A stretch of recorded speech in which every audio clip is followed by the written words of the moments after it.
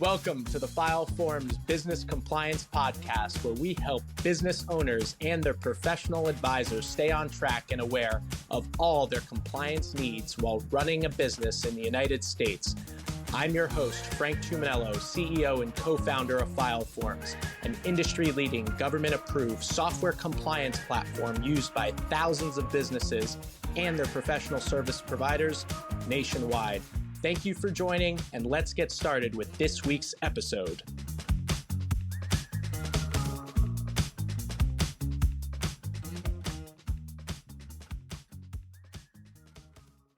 Welcome, everyone, to another episode of the File Forms Business Compliance Podcast. It's another interesting week in business compliance, and we're thrilled to have another interesting guest. Brian Fine, CPA, is joining us from South Florida.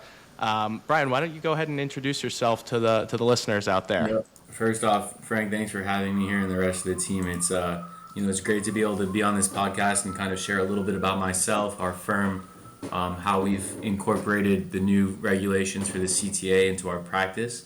Now we continue to kind of surge forward to make sure that we're providing the best service to our clients to ensure that everyone is compliant as necessary. So, I'm Brian Fine. I'm from Miami, Florida.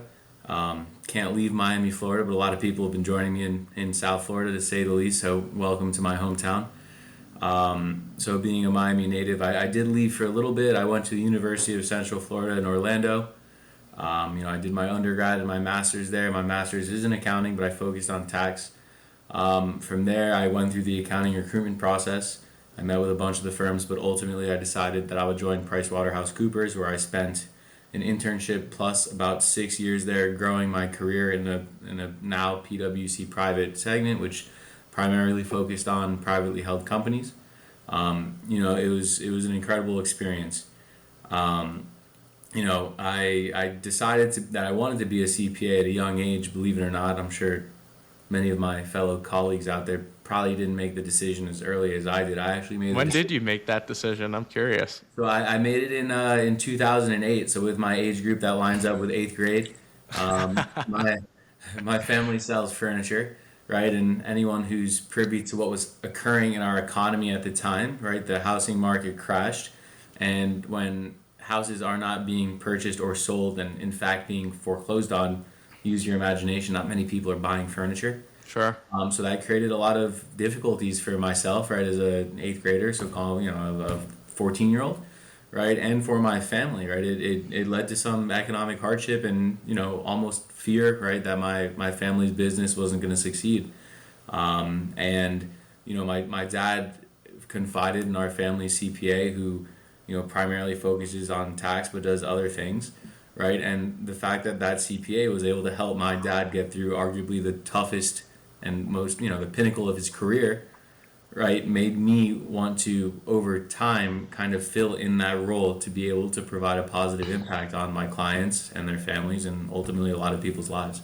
That's amazing. That's kind of what got me here, young age. Purposeful work. We're on a mission. I think if you experience the hardship that clients go through, you're able to put yourself in their shoes and serve them directly, which I think, ultimately creates a really trustworthy and strong relationship. So I'm sure your clients really value that.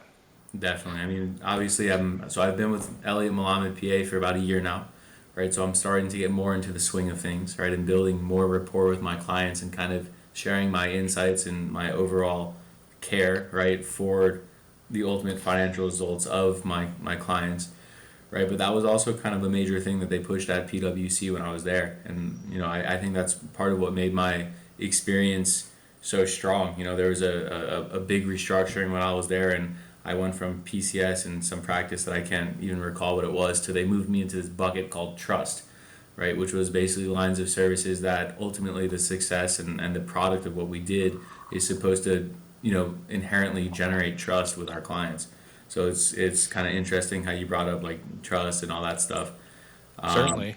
I'm curious, at PwC, obviously it's a large established firm, and Elliott Malamed, how many CPAs total are you at the firm today? So now we have 4.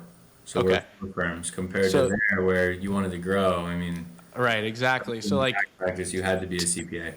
I'm sure the relationships you have now relative to those at PwC, which I'm sure were quite strong, but is it just a completely different kind of size of client, or the interaction, is it more personable now than it was before? Oh, I mean, it's definitely more personal. I mean, think about it. When you're kind of scrubbing a client's books, right, or doing tax planning, right, you're dealing with that client, right? Right. And at least in the group that I was in, right, I wasn't as much individual focused, right, as I am now, to say the least, right? But think about it. When you're working on these privately held companies that are doing hundreds of millions in revenue, right? It's not very often that you're actually dealing with the owners. You're dealing with their decision makers, right? Those people that you have to report on the CTA filings. Yep, that's Um, right.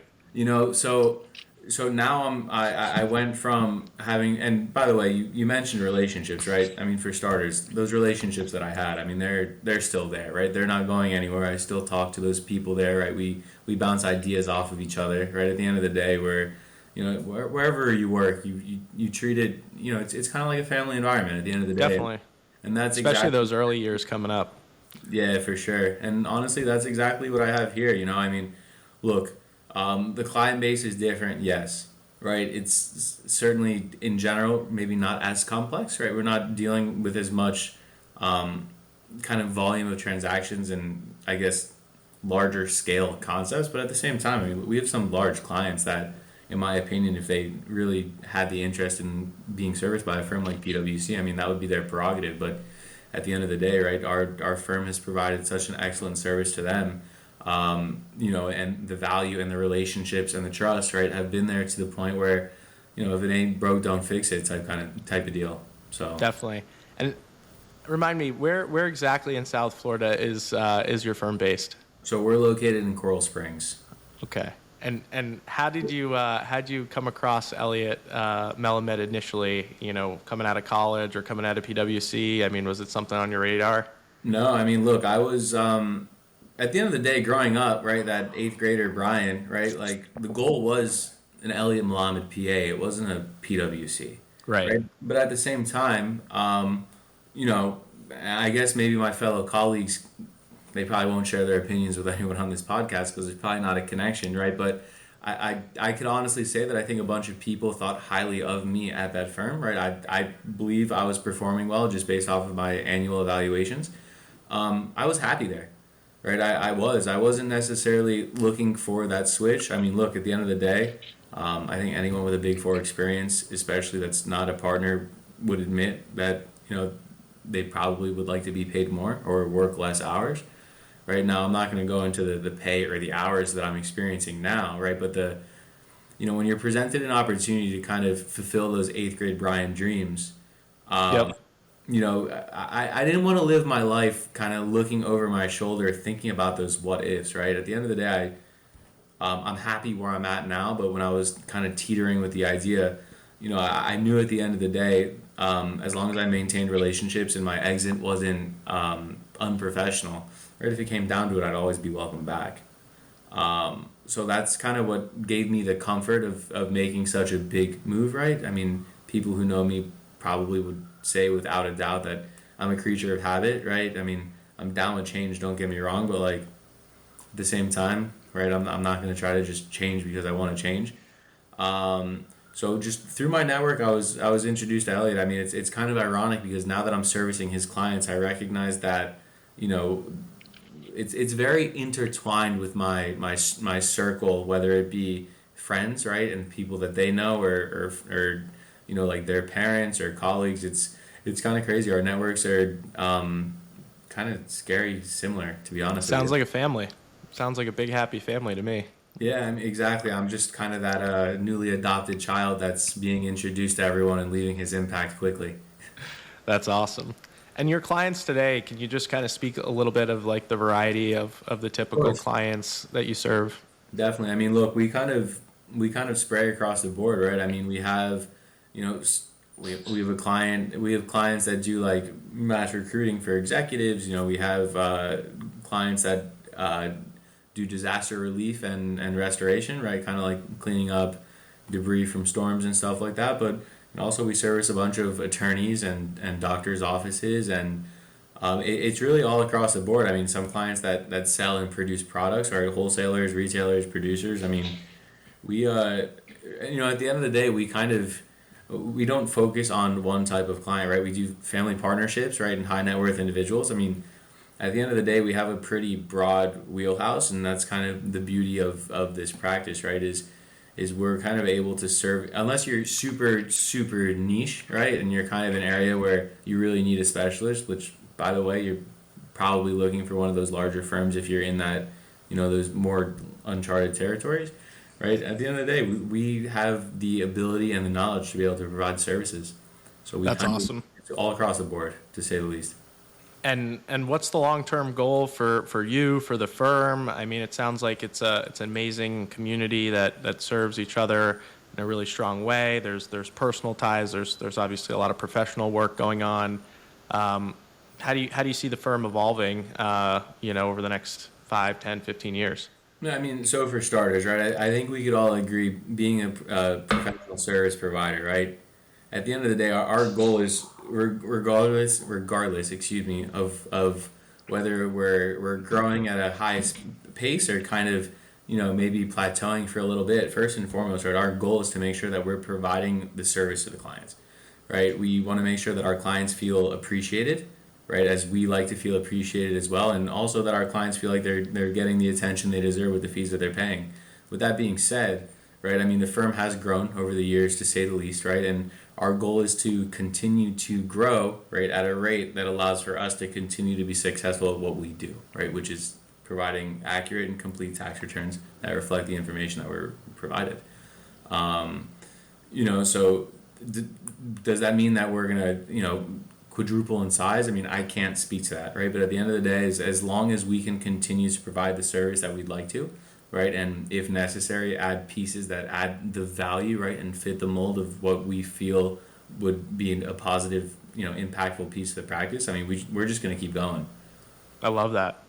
And obviously, we're 4 weeks out from the 4/15 deadline. How'd tax season go this year? Any curveballs or surprises? Look, at the end of the day, if someone throws a curveball, you just got to sit back and take it the other way. I mean, at the end of the day, especially it being my first year with the firm, right, I'm a week short. I'm 51 weeks in. May 24th was my first day last year. Congrats. So thank you. So I'm about to get... Are they going to throw a party for you? I hope. I'll be on vacation partying with my wife. So. Oh, there you go. But to be honest with you, look, I mean, I'd be a liar if I said that it being my first year in this practice, right, there weren't growing pains. I mean, think about it, right? PwC, you have larger clients, right? A lot of tasks per client, but in terms of like the volume of clients, right, you don't have as many, right? I mean, it's PwC for a reason. It's not like you're doing a bunch of jobs that are, short hours, short budget, right? They're projects. So that was my biggest transition, right, is going from a technology company, right, to a company that really provides more of a service to people that directly impacts their lives. So the volume was the kind of the biggest differentiator, and it might not even be in terms of like pieces that I touch, right? It's possible that year over year I touch the same number of things, right? But at the same time, I went from servicing maybe 20 to 25 clients that maybe have some subsidiaries in there and whatnot to, now filing, between partnership, S corps, trust, a couple hundred returns, and then you start on the individual, which is a couple hundred, right? So yeah, that was we'll call it the challenge, but again, right? I mean, I'll use that baseball reference. You just gotta kind of sit back, be patient, let the ball work its way into the zone, and just kind of, put some wood on it and take it the other way, and that's what we did. And honestly, busy season went really well. There weren't any surprises, right?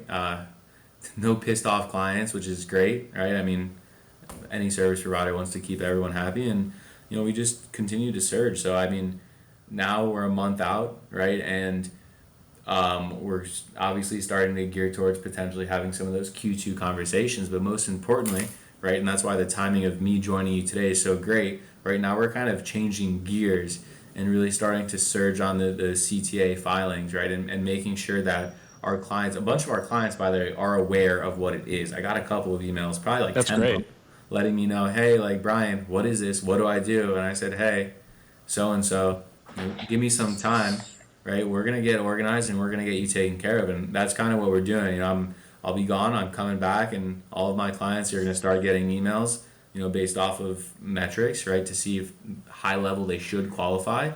Obviously the clients that have 50 plus employees, which is higher than the threshold, I know, Yep. and very significant revenues in excess of 10, 20, 30, 40 million, right? I mean, Sure. I'm probably not going to bother them or reach out to them, right? But the ones that are kind of in betweeners that we definitely know are going to have to file, I mean, they're going to be getting my emails, they're going to be getting my follow ups, and we're going to make sure that everyone's compliant.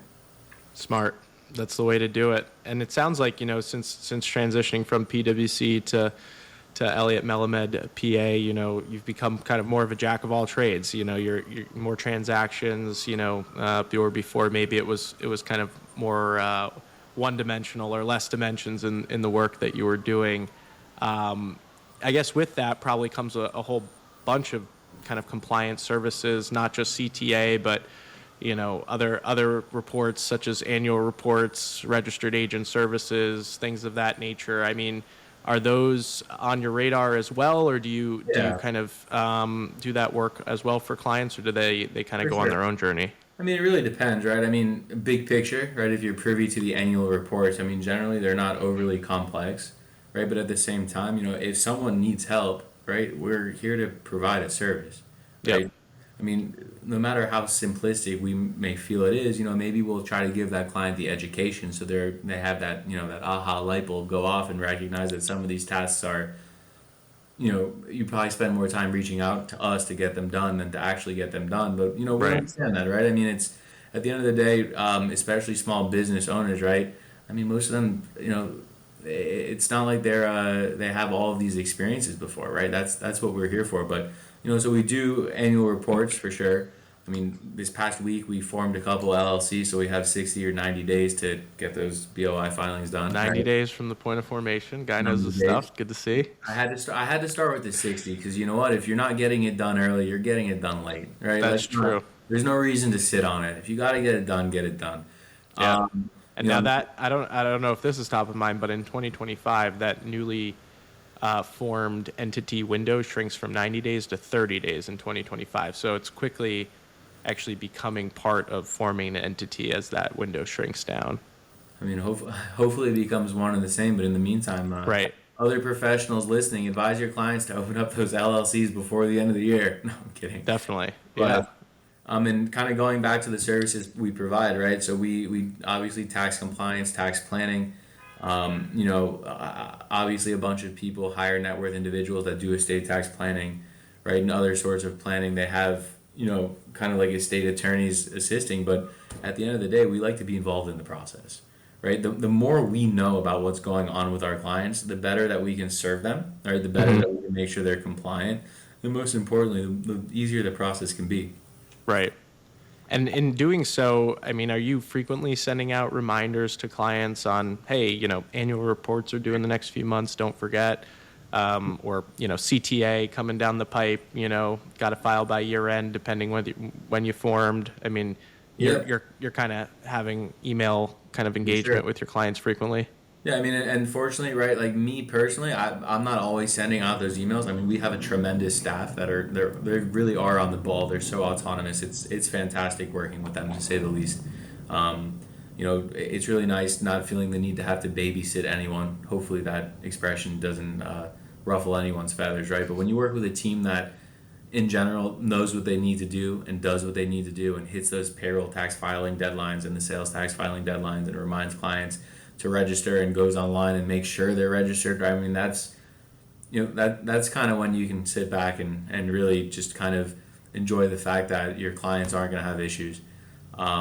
So me personally, I mean, I don't send out all of those emails, but our staff does, and they keep me in the loop. And we check the boxes.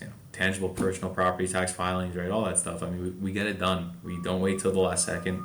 We spend the time we need to spend to make sure that we have smooth deadlines, and we continue moving on. Now we're starting to move into the time of the year where we have some returns to file for sure, right? But we're working with our clients on tax planning to kind of be aware of where they're at for the year to make sure they're good with quarterly estimates. But most importantly, right, we're aware of significant kind of tax transactions or life events that are going to impact the tax return. Yep, that makes sense. Maybe a curveball question for you a little bit, but I'm just curious your perspective. I mean, as you think about all the different things, whether it be administrative, compliance, tax oriented at PwC versus Elliott Melamed, I mean, do you feel like there's more or less technology solutions in your life today, or more at kind of PwC? I know PwC, I think, has this reputation of like building all their own technology. So I don't know if that's like a good thing or a bad thing, but It depends. And honestly, like, and as I answer that question, right, you kind of mentioned previously that, going from PwC where you're kind of honed in on less tasks compared to more volume. right, When I was there, honestly, I made sure that I was involved in everything. I mean, honestly, the new tax technology, right, I always piloted things and provided feedback and identified issues and helped fix them. So, like, I've kind of had a knack to make sure that I'm involved in the process. So, I mean, I wouldn't call it a curveball. I mean, I think what you're kind of asking is, an honest question. At the end of the day, I mean, for sure, the technology is different, right? definitely, And by the way, that's because at a firm like PwC, it has to be, right? I mean, with the size, the volume, the materiality, the complexity, right? Plus, let's be honest, I mean, we all know that there's less and less people becoming CPAs today, and finding talent's becoming more difficult, right? So kind of at those levels, especially where you really grind hardcore and a lot of people struggle to kind of hang around for more than 2 or 3 years, right? Let alone 6 like I did, right? You kind of need the technology to help get everything done. right. Now, obviously, we use technology at my firm, right? We all have computers. No, I'm joking, but yes, the technology is completely different. PwC creates all of their technology, which is a beautiful thing, but also a tough thing, right? I mean, you push out an update firm wide and something's not working, it could lead to people being apprehensive to adopt, right? Or Right. not doing things with the technology you want, right? And that was a big struggle that we had here. Right, at the end of the day, we have our technology, and our technology does what we need it to do. Right, I mean, it's just that simple. It's not like we're doing consolidations with 40 entities, right, and using technology to get that return drafted. I mean, we don't have consolidated C corps. We have partnerships and stuff like that. So it's not as I don't want to use the term messy, not as complex. Yeah, no, that makes sense. And it sounds like now you'll have firsthand view as to what potential processes could be further, enhanced with technology, and that kind of brings me into our next topic is the Corporate Transparency Act, and I guess when did you initially become aware of the law itself? Like, was it reading something? Was it a fellow practitioner? I mean, when did you first hear about this new law of the CTA and BOI reporting? I mean, so, and correct me if I'm wrong, right? But it's been in the pipeline, to say the least. And I think it's kind of been one of those things where the can keeps getting kicked down the curb, right? I mean, if I had to guess, right? I mean, there's been conversations of implementing it probably since 2021, 2022, maybe even earlier, right? So I had heard of it. Don't get me wrong, but when you're mic check, just kidding. But when you're aware of something coming and it continues to get kicked down the curb, right? You kind of don't prioritize kind of being in the know, right? So had I heard of it? Yes. I mean, it was whether it was like a lunch and learn at my old firm or some CPE that I did or a legislative update, right? I mean, we all get them from a lot of our tax research products, right? I was aware of it. Now, would I have the ability to say, oh yeah, you have more than 5 million in sales and 20 employees, don't worry about it? I mean, no, that was a file forms masterpiece education crash course I took there with yours truly, Frank. So, I've known of it, but now that it's here, right, now we got to act.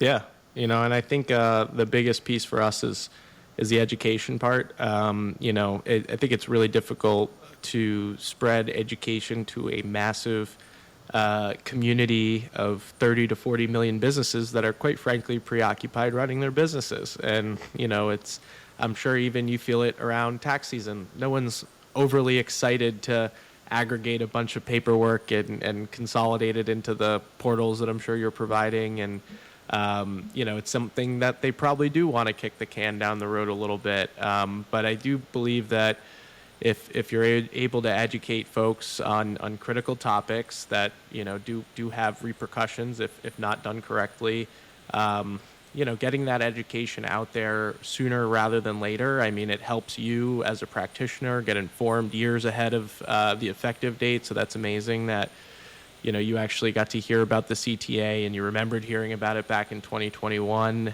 But it starts kind of at the top, and then you'd think it would trickle down, but here we are, nearly 50% through the year already, and only 5% of filers have actually filed their BOI reports so far. So I certainly kind of scratch my head when I see that statistic, and I'm thinking, man, is it the CPAs and the attorneys that are just still uncertain, or is it just the business community's not asking their CPAs and attorneys about it, or are folks waiting to hear it on the TV or in the news? Not sure, but I guess have you experienced any new laws get rolled out or things that just impact the broader business community that have taken time to kind of get people aware of, or do you think this is maybe unique? I mean, definitely. I mean, obviously, even at the old days, right? I mean, there were all, for example, right? Like tax world, but I assisted with audits at my old firm. There were certain things that would come into place that weren't required until later dates, and there were opportunities to adopt it early, right? I mean, maybe that doesn't hit the head on the nail as kind of thoroughly as you were hoping for, but look, at the end of the day, we're people. We don't like change. I admitted that myself earlier. I mean, Frank, let's be honest, right? As you pioneered this product with your team, right? You were excited, but you for sure had those moments where it seemed like you had a big undertaking that you kind of had to get through, right? And that's where people are at. I mean, look at where our world is right now, right? Without going into controversial topics. Right, but there is a lot of stuff going on, and our world is a scary place. And to pair that, right, with elections and the other things that are going down, plus, right, the fact that finding talented people is hard, inflation, you name it, right? There are so many variables going on right now compared to 5 years ago, right? And people don't want more, and that's the difficulty, and that's why it's important, right, for the awareness to be spread, and ultimately for companies to kind of help execute and just make sure they're compliant. I mean, look, guy to guy here, right, person to person, professional to professional. I mean, you said we're at 5%, and we're probably close to 45% through the year. I mean, our homies up in Washington are probably gonna have to think about if they're gonna really try to penalize 50% of the country, right? But Yeah. that's not how we should approach this issue, right? So listeners, don't take that as, oh, Brian said this, let's do nothing. Like, no.